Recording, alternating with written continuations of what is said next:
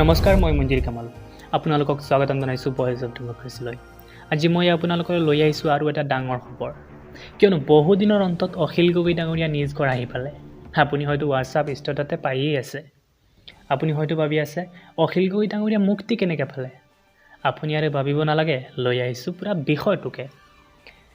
1 বছৰ 7 মাহৰ অন্তত ন্যায় আদালতে মাতৃ আৰু পৰিয়ালৰ লগত সাক্ষাতৰ বাবে 2 দিনৰ অনুমতি দিলে অখিল গগৈ ডাঙৰীয়াক। বিভিন্ন ঠাইৰ পৰা মানুহ আহি ভৰি পৰিলে অখিল গগৈ ডাঙৰীয়াক এবাৰ দেখিবলৈ। শিৱসাগৰৰ পৰাও বহু মানুহ আহিলে অখিল গগৈ ডাঙৰীয়াক দেখিবলৈ।